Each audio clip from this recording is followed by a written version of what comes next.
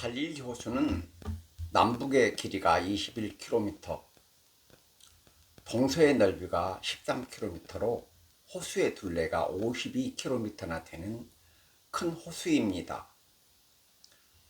이스라엘의 생명의 혓줄인 요단강 물줄기가 갈릴리 호수의 북쪽으로 들어가서 남쪽으로 나와 사해 바다로 흘러갑니다. 갈릴리 호수의 동쪽과 북동쪽으로는 헬몬산과 높은 고원들이 있는데, 높은 산정과 고원의 찬 공기와 바람이 좁은 계곡을 통과하여 갈릴리 호수로 돌진하면 가끔씩 호수에 큰 풍랑이 일어났습니다. 어느 날 제자들이 예수님과 배를 타고 갈릴리 호수를 건너는 중 호수 중앙에서 큰 풍랑을 만났습니다. 그러나 예수님은 풍랑 중에도 평안히 주무셨습니다. 놀란 제자들이 주여 우리가 죽겠나이다, 우리를 구원하소서 라고 외치자 예수님께서 일어나 바람과 바다를 향해 잠잠하라, 고요하라고 꾸짖으시자 바람과 풍랑이 잔잔해졌습니다. 오늘은 폭풍 중의 평안함이란 제목으로 말씀을 강론하겠습니다. 성경 마가복음 4장 35절로 41절 말씀입니다. 첫째, 예수를 영접하고 교회라는 구원의 방주에 들어와도 인생의 고난과 시련은 그치지 않습니다. 제자들은 예수님과 함께 배에 타고 있었지만 풍랑을 만났습니다. 제자들이 만난 풍랑은 인생의 고난과 시련을 상징합니다. 제자들이 예수님과 함께 배에 타고 있었지만 풍랑을 만났다는 것은 예수를 믿고 교회라는 구원의 방주에 들어와도 인생의 고난과 시련은 그치지 않는다는 뜻입니다. 하나님께서 왜 고난과 시련을 주시느냐? 고난과 시련이 필요하기 때문입니다.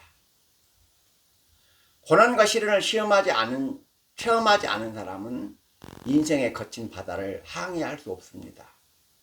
그래서 고난과 시련을 통해 강한 신앙의 용사로 연단하시는 것입니다. 여행을 하는 사람은 맑은 날씨가 계속되기 바라지만 그렇게 되면 이 세상은 사람이 살아갈 수 없는 사막과 불모지가 됩니다. 비가 내리지 않으면 수자원의 고갈과 사막화로 지구는 사람이 살아갈 수 없는 불모의 땅이 되기 때문입니다. 지구의 사막화를 막는 유일한 방법은 비가 자주 내려야 합니다. 추위와 더위가 반복되고 바람이 불고 장마가 오고 태풍과 해일이 일어나야 동식물과 생명체들이 살아갈 수 있는 건강한 자연환경이 유지되는 것입니다. 인생에도 고난과 시련이라는 흐리고 비가 오는 날이 필요합니다. 인간은 고난과 시련을 통해 신앙과 인격이 성장하고 인생의 진리를 터득하기 때문입니다. 거대한 화물선이 화물을 하역하고 빈 배로 돌아올 때는 배에 평형수라는 물을 싣습니다. 배가 너무 가벼우면 바람과 풍랑에 흔들려 안전한 항해를 할 수 없기 때문입니다. 인생도 마찬가지입니다. 인간은 적당한 노동과 긴장 속에서 살아가도록 운명 지어졌습니다. 예수님과 함께 배에 탄 제자들도 풍랑을 만났습니다. 인생이라는 바다에는 크고 작은 고난과 시련의 파도가 그치지 않습니다. 한 고비를 넘겼다고 생각하면 또 다른 문제가 발생합니다. 그래서 인생을 파란만장하다고 하는 것입니다. 고난과 시련이 없는 인생은 없습니다. 고난과 시련을 잘 극복하셔야 신앙과 인생에 승리하신다는 것을 기억하시기 바랍니다.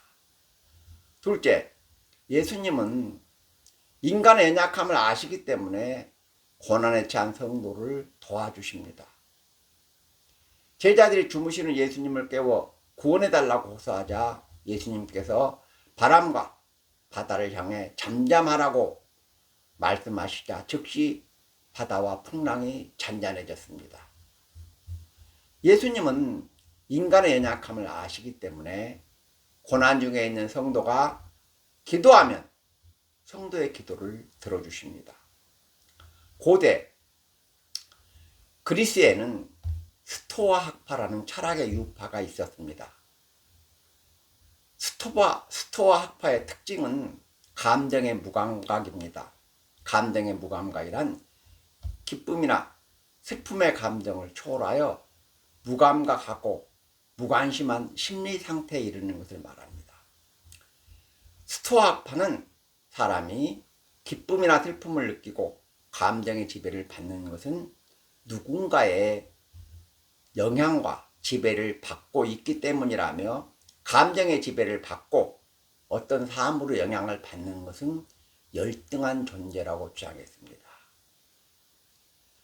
스토아 학파의 논리대로 하면 하나님은 어떤 것에 영향도 받으면 안 됩니다.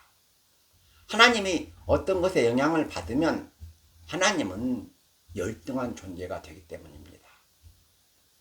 스토아 학파의 주장처럼 하나님이 무감각하고 무관심하다면 우리가 고통을 당하고 눈물을 흘리며 기도해 봐야 무슨 소용이 있겠습니까?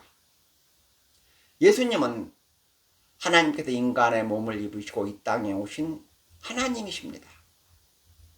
예수님은 인간의 몸을 입으시고 우리와 같은 환경에서 33년 동안 사셨기 때문에 인간의 연약함을 잘 아십니다. 그래서 고난에 처한 성도가 기도하면 들어주시고 구원해 주시는 것입니다. 그러므로 인생에서 고난과 위기를 만나면 기도해야 합니다. 갈릴리 호수에서 풍랑을 만난 제자들은 예수님께 기도해서 구원을 받았습니다. 인생에서 고난과 위기를 만나면 기도해야 승리한다는 것을 기억하시기 바랍니다. 셋째, 예수님과 함께 해야 고난과 위기에서 구원받고 예수님의 보호와 인도를 받습니다. 배가 갈릴리 호수에서 풍랑을 만나자 제자들은 두려워하며 어쩔 줄 몰랐지만 예수님은 평안히 주무셨습니다.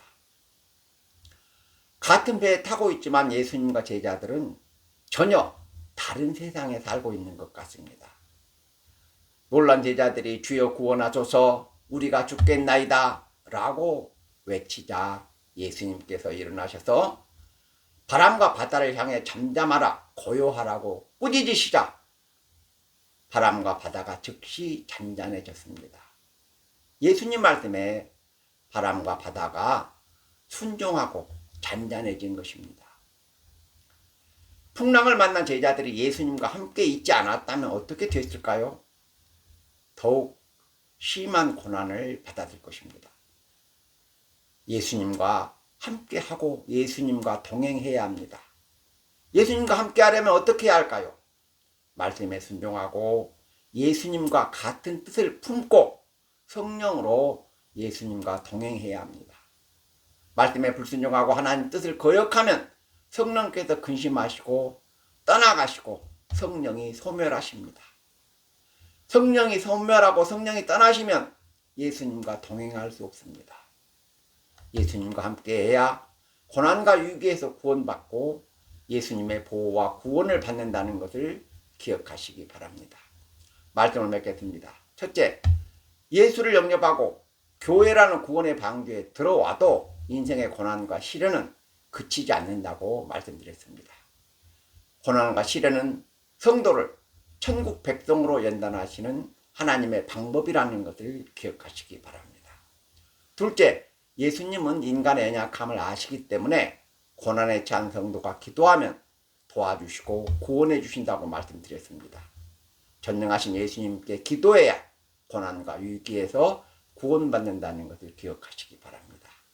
셋째, 예수님과 함께해야 고난과 위기에서 구원받고 예수님의 보호와 인도를 받는다고 말씀드렸습니다. 진리의 영이신 성령을 거역하면 예수님과 동행할 수 없습니다. 변함없는 진실한 믿음으로 행하셔서 폭풍 중에도 평안함을 누리시는 성도 여러분이 되시기를 주님의 이름으로 축원합니다. 아멘.